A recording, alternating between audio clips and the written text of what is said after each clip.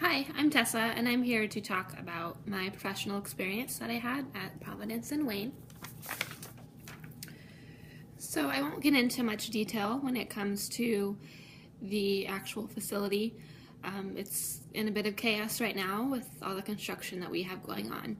But I will let you know that the Health Information Department and Business Office is located on the west side of the building, and we've been in our new space for 3 or 4 days now. We've just moved in. Here is a layout of our new space.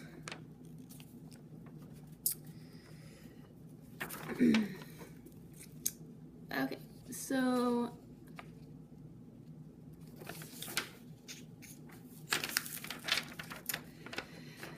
right here is where a coder works. I sit right here. The accounts payable gal sits right here.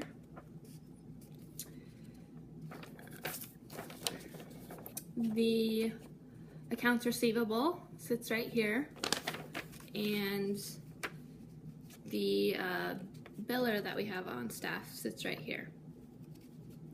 On the other side of this dividing wall, a medical clerk sits right here, and another medical clerk sits right here. And this is where my boss, Kathy, this is where her office is. When it comes to department reception, phone calls come in through a switchboard into the hospital, and from the switchboard, our operator transfers the phone call to the medical records department, and there are 4 gals in the medical records department that can answer questions. Visitors from our department usually are coming to get records. The HIMS staff member asks for their name, date of birth, and what they're looking for. For the release of information, that a form that we have is signed. From there, we ask, we make a copy of the release of information form. We ask for a copy if they're seeking records for personal use, and we get to send the patient on their way. For storage and retrieval of records, all of our patient records have either been scanned into the computer or are on the electronic health record itself. When there was a paper vault that was used to store records from 2008 to 2012, when we went to store them in a special folder on our computer, we had a specific way of doing that. We gathered the patient's record and separated their encounters by year, and then we would label each by their last name, first name, middle initial, date of birth,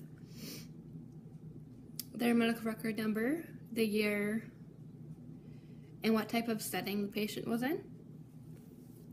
A unit record was not used. Duplicate patient records are eliminated with the EHR by establishing one patient record number for the first encounter that they come in. Since records are in electronic format, records don't get checked out. Only the personnel with the appropriate access have access to patients' records within the hospital. The HIM staff has access to all of the patient records, as well as those stored in special folders on the computer. I actually had an incident today where an outpatient nurse had called and wanted a patient's power of attorney to be scanned into the EHR because they were going in for surgery, so I was happy to do that for the outpatient nurse. Records get transported mostly via fax or mail. There are a few reasons why a patient would want their records to be faxed, mostly for treatment, operation, and payment. Examples of these can be continuation of care, for auditing purposes, as well as for insurance companies. If patient records have been requested by an insurance company or by the patient themselves that are too big to fax, we get the appropriate address and we mail it to them.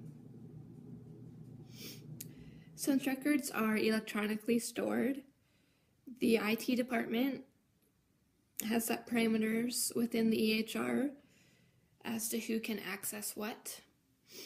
For the most part, HIM staff has access to all patient records. Radiology images can be accessed through the EHR by clicking on a special images button. The radiology department currently uses Centricity Enterprise Web 3.0. In terms of paper records, they get scanned into the electronic health record. Records from 1996 to 2008 were on paper. They were stored in a storage spaced alphabetically. All of our paper records are now either stored on the EHR or in a special folder in the computer. As far as indices and statistical reports that we keep, births, infant deaths, head injury, spinal cord injury, and congenital birth defects are recorded.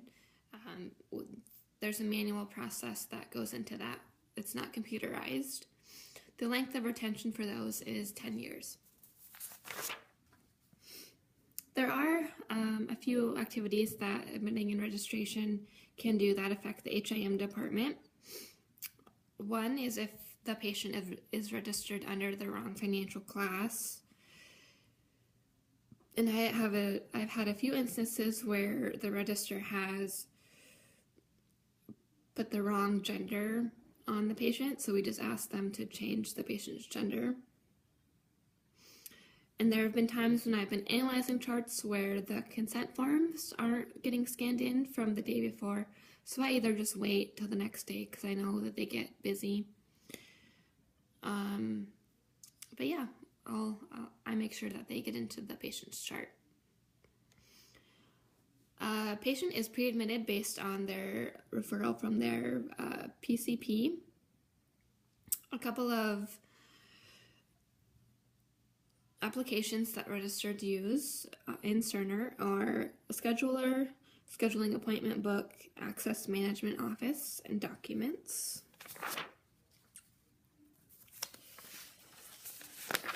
The next thing I'll be talking to you about is a release of information. And first I'll show you the release of information form that we use at the hospital. So this top part is just for demographic use. This is what they're specifying as to what they're wanting to release. This is who they're releasing to. This is the purpose of the release. If they have specific dates, we put that in. What they're looking for. This is the, if they're specifying, if they're wanting substance or alcohol abuse, HIV testing to be released. These are something that we have the patient read just so that they have a better understanding of the release of information process. This is where we have the patient sign or the patient's representative, and then they date, and then we, a member of the health information department will have a signature witness.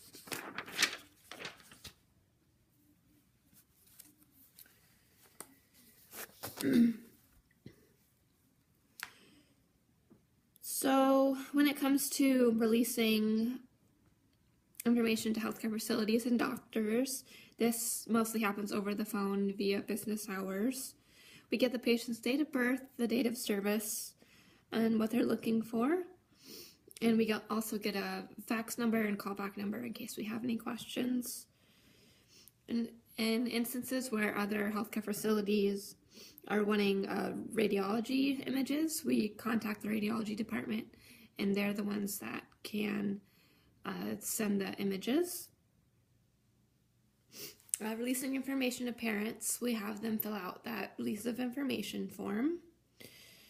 And we do charge patients 50 cents a page for personal use. An invoice will be generated, and we can either mail it to them or they can pay while they're on site.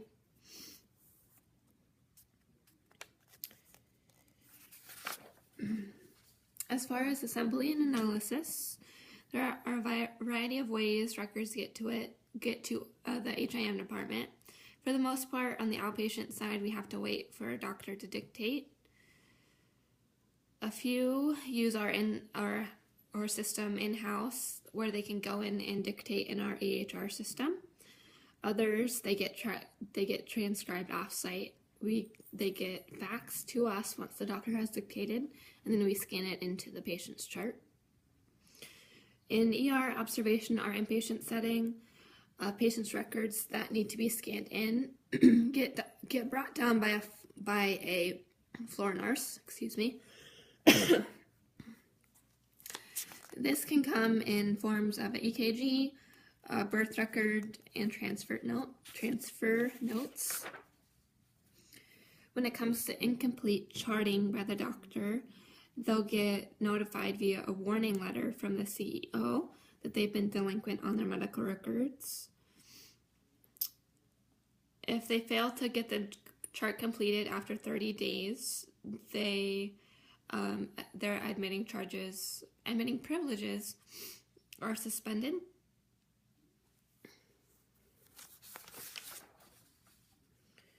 Computerized information system. As far as the internet goes, the medical records department uses the internet in a few different ways, mostly just by Googling a provider's name or to get the address to their clinic. Medical coders use the internet to look up medical terminology. As far as internet use, we do have internet at the hospital that each staff member has access to. This is basically where you can clock in and out for lunch, and you can also look at your pay stub. As far as site progress, the hospital implemented a computer-based health record on November 1st of 2015. The contract that the hospital has is with Cerner. As far as our hospital information systems, quite a bit of it is done through Cerner. The Nebraska DHHS website is used. For transcription, we use StatScript, and for dictation, it's speech motion. The encoder and grouper that we have is contracted through Optum.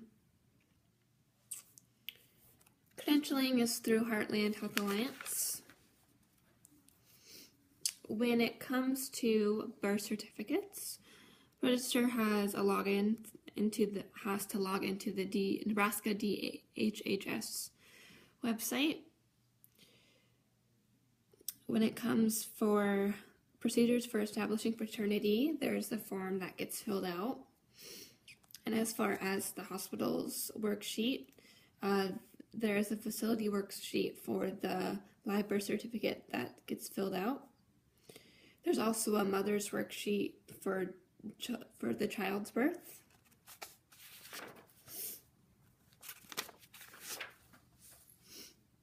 When it comes to transcription, on the inpatient and ER side, the doctor or PA types their own dictation in the EHR. The hospital does hire an outside third party to do transcription. Depending on the day of the week, there are usually 2 to 3 transcriptionists that we have. Working.